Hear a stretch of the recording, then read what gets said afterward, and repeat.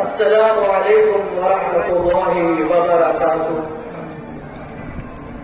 الحمد للہ رب العالمین والصلاة والسلام على سید المرسلین وعلى آلہ واصحابہ اجمعین. اما بعد فقد قال الله تعالى في القرآن المجيد والفرقان الحميد وما أرسلناك إلا رحمة للعالمين. وقال في موضع آخر إنا أرسلناك بالحق بشيرا ونذيرا. وقال النبي صلى الله عليه وسلم إنما بعثت معلما. وقال في موضع آخر بعثت أنا والساعة كهاتين. وقال النبي صلى الله عليه وسلم أصحابي كالنجوم بأيهم اقتديتم اهتديتم. صدق اللہ العظیم وصدقہ النبی الکریم. حضرات سامعین اکرام اور حاضرین مجلس، اللہ تبارک و تعالی کا لاکھ لاکھ شکر کہ اس عظیم ذات نے ہمیں اور آپ کو اس بابرکت اور منور مجلس میں بیٹھنے کی اور اللہ اور اس کے رسول کی کلام کی توفیق عطا فرمائی. جیسا کہ آپ حضرات جانتے ہیں کہ ربیع الاول کا مہینہ چل رہا ہے، تو اس مہینے کی کیا فضیلت ہے، اس مہینے میں کون سی ہستی اس روئے زمین پر آئی، یہ باتیں روز روشن کی طرح آیا ہے، ظاہر ہے، واضح ہے. اور آپ حضرات جانتے ہیں یہ کوئی دنیاوی مجلس نہیں بلکہ یہ ایک دینی مجلس ہے. اس مجلس میں اللہ اور اس کے رسول کی بات ہوگی، نہ کہ کوئی دنیاوی بات. تو آپ مجلس کے سلسلے میں ایک بات سن لیجئے کہ انسان جب اپنی مجلس چھوڑ کر اٹھتا ہے تو اس مجلس نے اٹھنے کے بعد اپنے ساتھ لاکھوں کروڑوں نیکیاں لے کر اٹھتا ہے. اگر وہ مجلس دینی ہو، اللہ اور اس کے رسول کے واسطے ہو، اور اگر وہ مجلس دنیاوی ہوگی اور اس مجلس میں دنیاوی باتیں ہوں گی، لوگوں کی غیبت ہوگی، تو اس مجلس کے اختتام کے بعد لوگ جب مجلس سے اٹھیں گے تو اپنے ساتھ لاکھوں گناہوں کا انبار لے کر اٹھیں گے. اس لیے آپ حضرات سوچ لیجئے یہ ایک دینی مجلس ہے، اللہ اور اس کے رسول کی بات اس مجلس میں ہونے والی ہے. تو اس مجلس میں آپ حضرات ایک نیت کریں کہ جب آپ اس مجلس سے اٹھ کر جائیں گے تو آپ جو باتیں سیکھیں گے ان باتوں پر 100% عمل کرنے کی کوشش کریں گے. آپ حضرات جانتے ہیں کہ اس مہینے میں آپ صلی اللہ علیہ وسلم اس دنیا میں اس روئے زمین میں تشریف لائے. آپ اللہ کی طرف سے نبی بنائے گئے، آپ کو نبوت کا درجہ اور مرتبہ عطا کیا گیا. تو آپ حضرات کے ذہن میں کبھی ایک بات ضرور آئی ہوگی کوئی انسان چاہ کر نبی بن سکتا ہے؟ کوئی انسان اپنی کوششوں کے ذریعے نبی بن سکتا ہے؟ یہ سوال کسی نہ کسی انسان کے ذہن میں ایک بار ضرور آئی ہوگی. تو آئیے اس سوال کا تفصیلی جواب سنتے ہیں کہ نبوت کا درجہ ارتفاعی نہیں بلکہ استفائی ہے. کوئی انسان اپنی جد و جہد سے نبی نہیں بن سکتا. نبی وہی شخص بن سکتا ہے جس کو اللہ تبارک تعالیٰ قبول کر لے، جس کو اللہ تبارک تعالیٰ پسند کر لے، منتخب کر لے. انسان عبادت کے ذریعے ولی اللہ بن سکتا ہے. انسان اپنے قوت حافظہ کے ذریعے مولانا اور مفتی بن سکتا ہے. اپنی عبادت و ریاضت کے ذریعے مرشد وقت بن سکتا ہے. اپنی ذہانت کے ذریعے انجینئر بن سکتا ہے. اپنی قوت حافظہ کے ذریعے وکیل بن سکتا ہے. اپنی جد و جہد کے ذریعے پیر کامل بن سکتا ہے. ایک انسان تابعی کی زیارت سے تبع تابعی بن سکتا ہے. ایک انسان صحابی کی زیارت سے تابعی بن سکتا ہے. ایک انسان نبی کی زیارت سے صحابی بن سکتا ہے. پھر چاہے وہ صحابی حضرت ابو بکر صدیق رضی اللہ تعالی عنہ بن جائے یا حضرت عمر فاروق رضی اللہ تعالی عنہ بن جائے یا حضرت عثمان غنی رضی اللہ تعالی عنہ بن جائے یا حضرت علی مرتضی رضی اللہ تعالی عنہ بن جائے. لیکن انسان اپنی کوشش کے باوجود نبوت کا درجہ نہیں حاصل کر سکتا، کیونکہ نبوت کا درجہ استفائی ہے. اللہ جسے چن لے وہی شخص نبی بن سکتا ہے. اب آگے بڑھتے ہیں.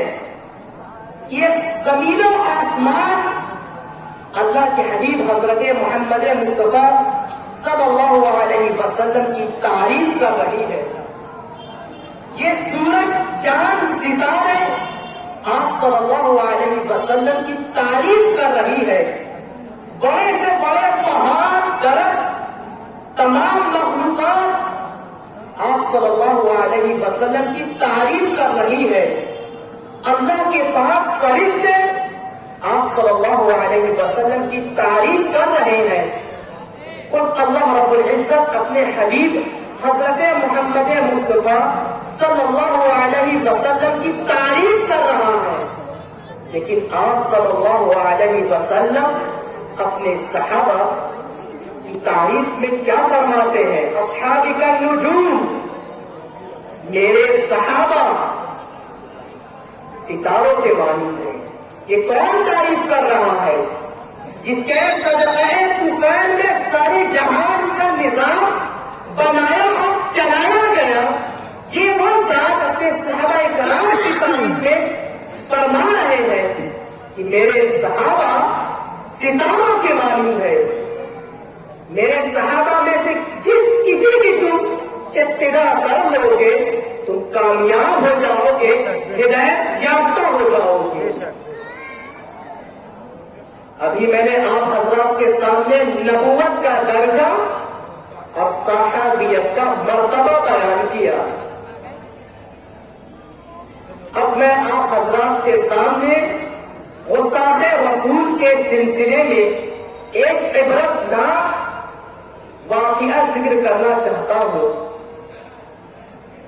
حضرت ابو درداء رضی اللہ تعالی عنہ ایک مرتبہ حدیث بیان کر رہے تھے کہ جو شخص اللہ کے راستے میں اللہ اور اس کے رسول کی بات سیکھنے کے لیے نکلا تو اللہ رب العزت اپنے فرشتوں کو حکم دیتا ہے کہ وہ شخص اللہ اور اس کے رسول کی بات سیکھنے نکلا ہے تو تم اس شخص کے قدم کو زمین پہ نہ پڑنے دینا، اپنے پاؤں کو اس شخص کے قدموں کے نیچے بچھا دینا۔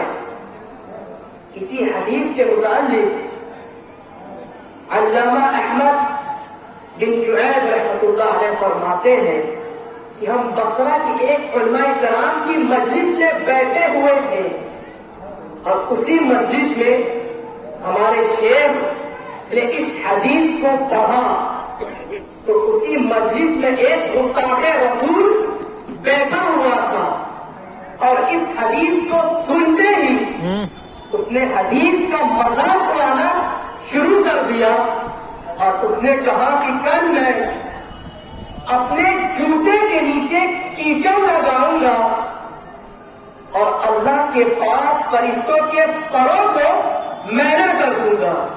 اس نے آپ صلی اللہ علیہ وسلم کی حدیث کا مذاق اڑایا۔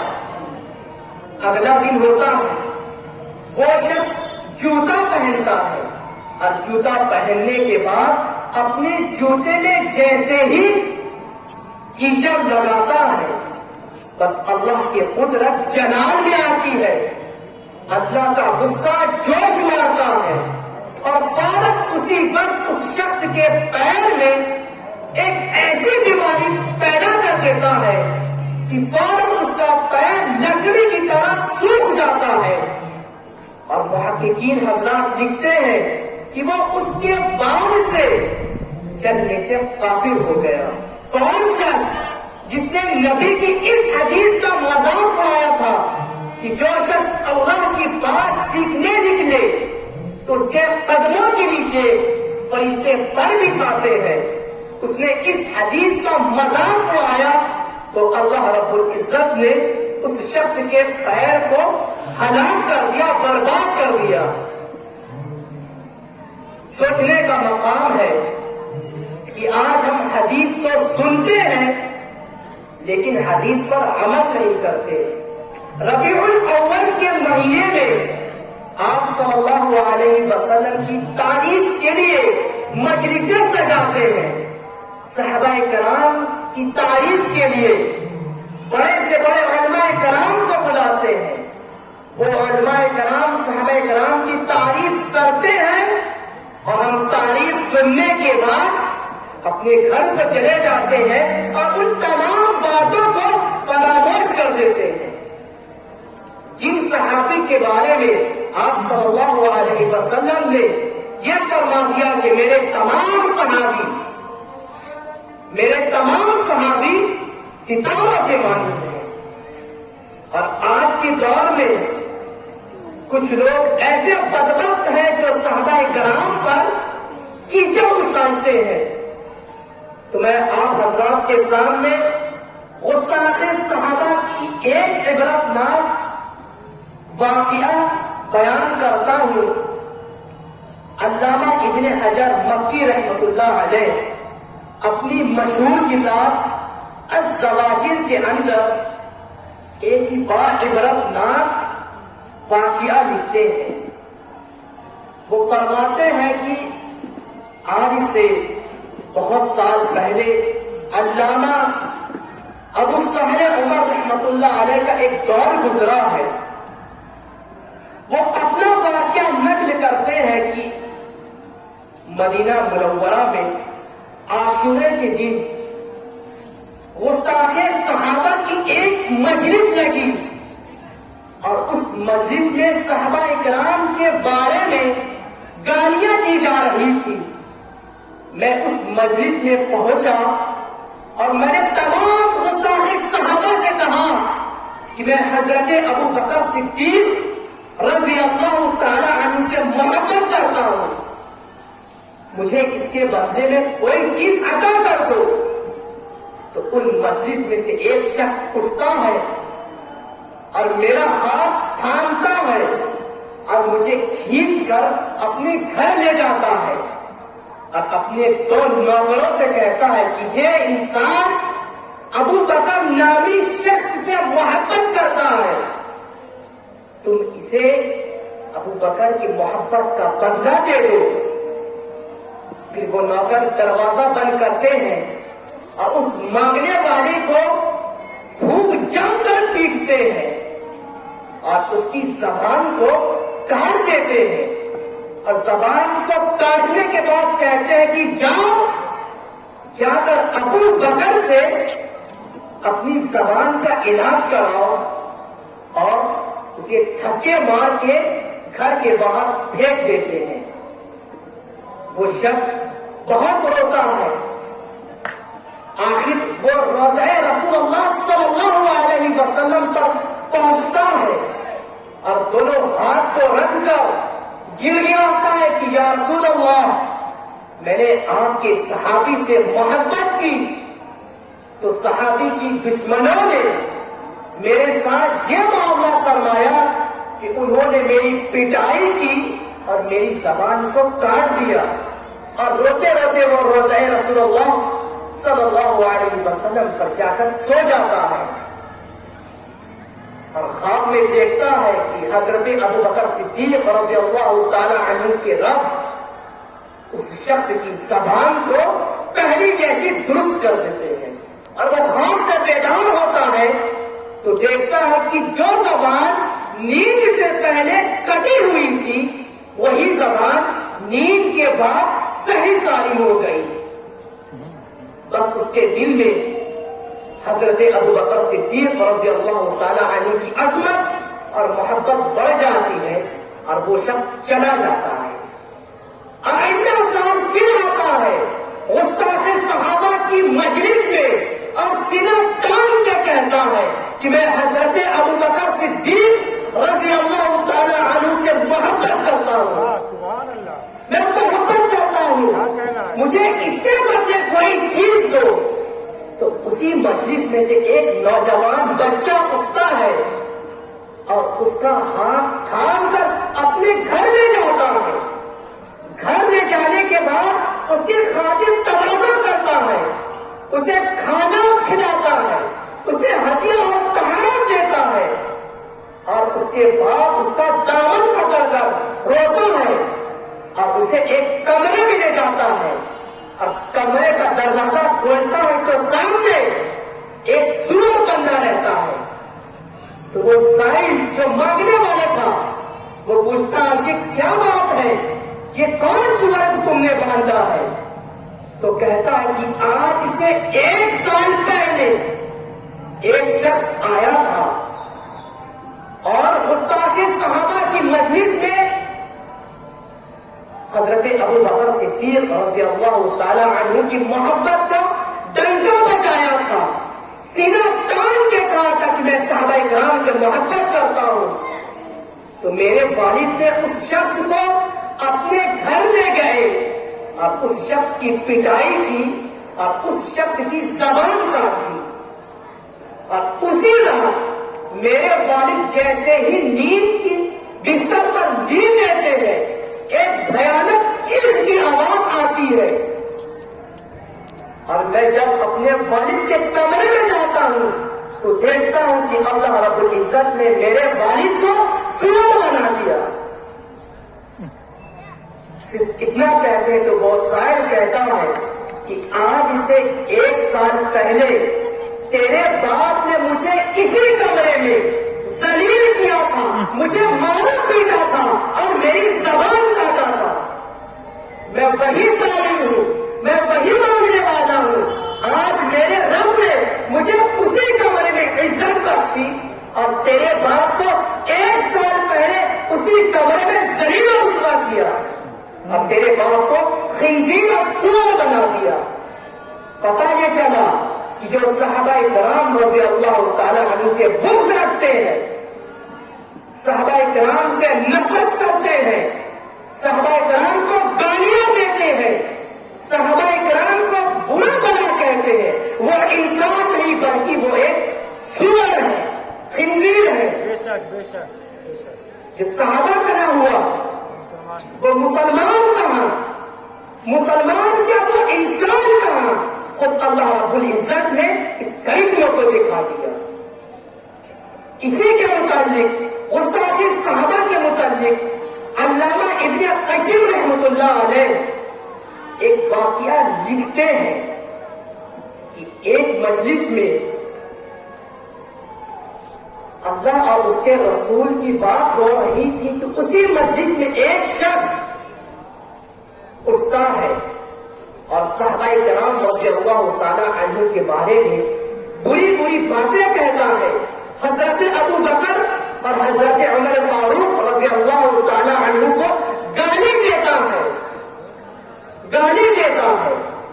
تو اس وقت کے جو سب سے بڑے علماء کرام تھے حضرت علامہ ابو صالح صاحب رحمۃ اللہ علیہ، وہ اس شخص سے کہتے ہیں تم ایسا نہ کرو کہیں تم پر اللہ کی لعنت نہ برسے.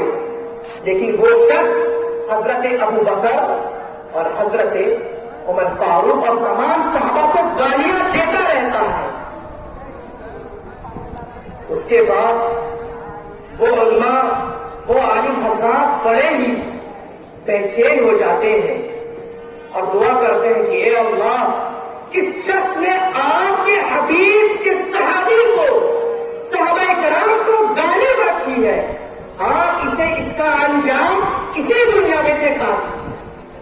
پھر وہی گستاخ رسول گستاخ صحابہ اپنے گھر پر جاتا ہے اور اپنے گھر پہ جانے کے بعد نیند لیتا ہے تو خواب میں آپ صلی اللہ علیہ وسلم آتے ہیں اور ان کے پیچھے حضرت ابو بکر، حضرت عمر فاروق اور حضرت علی رضی اللہ تعالی عنہ کھڑے رہتے ہیں.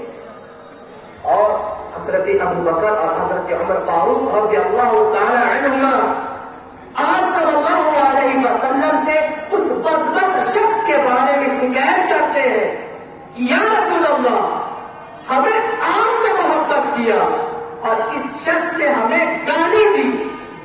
بس آپ صلی اللہ علیہ وسلم اس شخص سے سوال کرتے ہیں کہ تمہیں کس نے اس کی اجازت دی کہ تم ابو بکر اور عمر کو گالی دو؟ تو وہ گستاخ صحابہ حضرت علی رضی اللہ تعالی عنہ کی طرف اشارہ کرتا ہے تو حضرت علی رضی اللہ تعالی عنہ اس کا گریبان پکڑتے ہیں اور کہتے ہیں قسم ہے اس ذات کی، اگر میں نے تجھے اس کا حکم نہیں دیا تو اللہ رب العزت تیری آنکھوں کو نکال دے. کتنا کہتے ہی حضرت علی رضی اللہ تعالی عنہ اس شخص کی آنکھوں میں اپنی انگلیاں ڈالتے ہیں.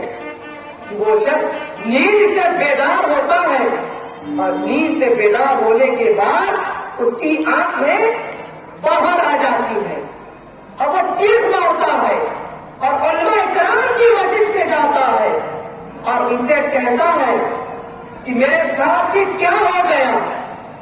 تب علماء کرام کہتے ہیں تم نے اسی مجلس میں صحابہ کرام کو گالی دی تھی، اللہ رب العزت نے صحابہ کرام کی لاج رکھ لی اور تجھے اسی مجلس میں ذلیل کر دیا.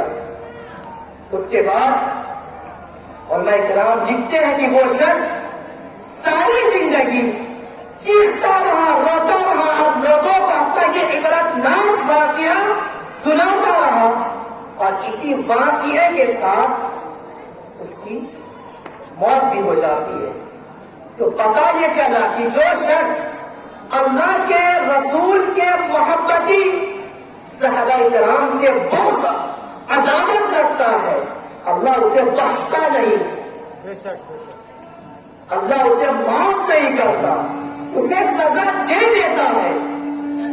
اسی کے متعلق علامہ انور بن اختر صاحب ایک حدیث ذکر کرتے ہیں کہ آپ صلی اللہ علیہ وسلم نے ارشاد فرمایا کہ جو شخص میرے صحابی کو گالیاں کہتا ہے، میرے صحابیوں کو برا بھلا کہتا ہے، کہ جب وہ شخص مر جاتا ہے تو اللہ رب العزت اس شخص کے قبر میں ایک جانور مسلط کر دیتا ہے. اب وہ جانور اس گستاخ صحابی کے جسم کی بوٹیوں کو نوچتا ہے اور اس شخص کے جسم کے ہڈیوں کو ریزہ ریزہ کرتا ہے اور یہ عمل اس کا قیامت تک چلتا رہتا ہے. تو گستاخ صحابی کو نہ تو دنیا میں آرام ہے ہے، نہ تو ان کو دنیا میں راحت نصیب ہے اور نہ قبر میں راحت نصیب ہے۔ اگرچہ وہ بظاہر خوش نظر آتے ہیں، لیکن اصل میں اللہ تبارک تعالیٰ انہیں ڈھیل دیتا ہے تاکہ جب ان کی رسی کو کھینچے تو مضبوطی کے ساتھ کھینچے اور ان کا واقعہ عبرتناک بنائے۔ تو ہمیں چاہیے کہ ہمیں سچے دل سے اللہ تبارک تعالیٰ کے احکامات، آپ صلی اللہ علیہ وسلم کی تعلیمات پر 100% عمل کریں اور صحابہ کرام سے جتنی ہو سکے محبت کریں۔ اللہ تبارک تعالیٰ ہمیں ان تمام باتوں پر 100% عمل کرنے کی توفیق عطا فرمائے اور اس مجلس کو ہمارے اور ہمارے عزیز و اقارب کے لیے ہدایت کا باعث بنائے اور اس مجلس کے ذریعے ہماری پریشانیوں کو، ہماری مصیبتوں کو دور فرمائے۔ انہی چند باتوں پر میں اپنی بات کو مکمل کرتا ہوں۔